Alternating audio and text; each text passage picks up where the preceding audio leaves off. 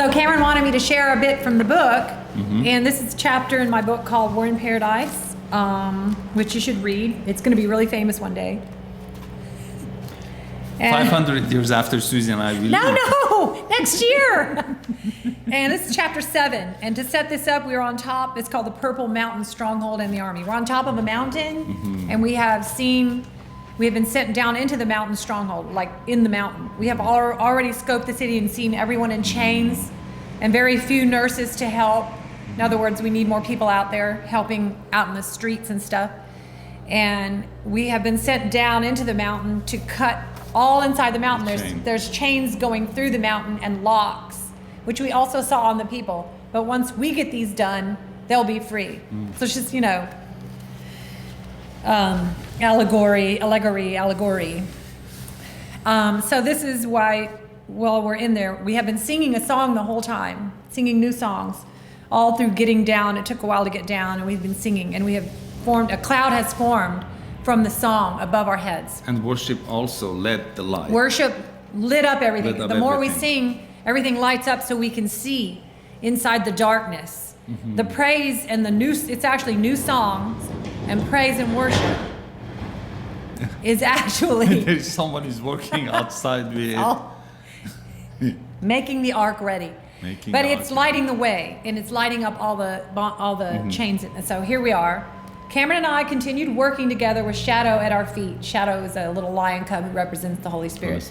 We were all now glowing from the song. Our DNA was the song, and the song was our DNA, as it sang us into human lamps. Like now we're glowing too. Not only is the air lit up, but we're glowing. Shadow's fur turned fluorescent. We sang louder and kept working, glowing like floodlights. Between the cloud flashing in our own bodies, it was now total daylight in this darkest of places, making the work so much easier. It's awesome. It's good. It sounds like a working, like we're chunking away. We're chunking away. We have all these weapons, and we're cutting, and we have all these different weapons. Tools anyway. And cut up, yes. Suddenly, without warning, a blaring noise shot through the song cloud. That's very important. We all looked up at once. The song was warbling like a reflection in a pond. The lightning in our bodies blinked and dimmed as if a power outage were coming. A hideous demon burst through the cloud with 7 arms and 2 heads and a crown made of snakes, followed by a group of even worse-looking monsters.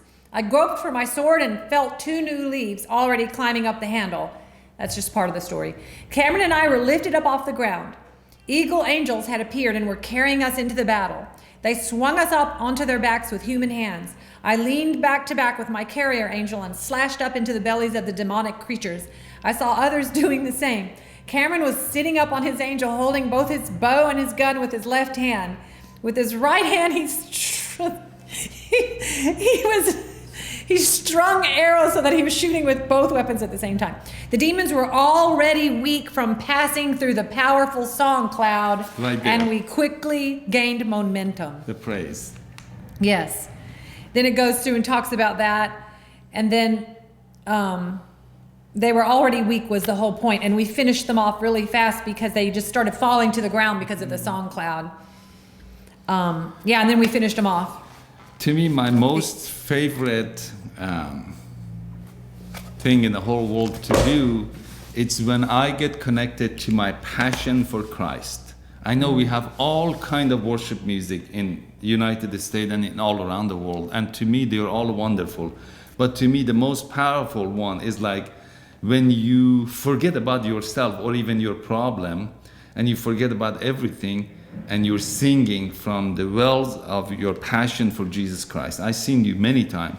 I do forget everything when I'm worshiping. However, I wish I could do that in my real life because I feel like I want to stay that way. I don't know if we even can. I mean, we were living in this world, and now we're in a huge darkness.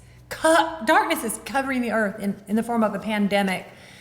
We are going to get through it. I believe it, but I really don't think we want to go back to the same stuff. But I'm seeing myself. I mean, I want to carry that passion through my life, and I know I don't. I'm just being honest. Neither do I. I have it a lot, off and on during the day, and during different moments, but I still like too much worry and fear creeps in, and then I do get that gone as fast as I can, and that's life, that's normal. But the thing I want to do is keep that passion that I feel when I'm really in the worship by myself or with my friends. Mostly I love to worship with friends.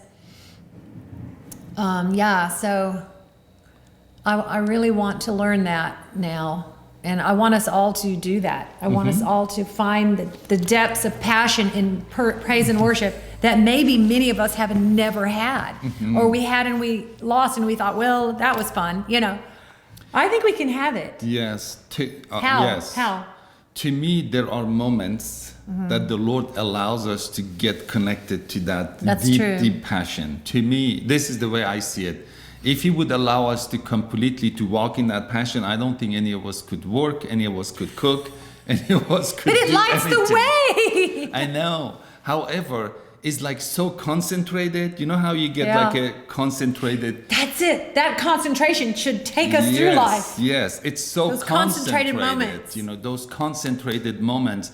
Now, because of this whole virus and this darkness, really we need that kind of a concentrated passion, concentrated worship. Yes. And when we ask the Lord, He will allow us. I used to be able to access Jesus in its surface. I would say Jesus and the tear would shut out of my eyes. Now I feel He went so deep that, see, right now I felt it. But you cry all the time still. I know, but that deep passion, it's really down there. And I'm not sure, but I don't think He intends for me to constantly live in that, because again, I'm not going to be good for anything.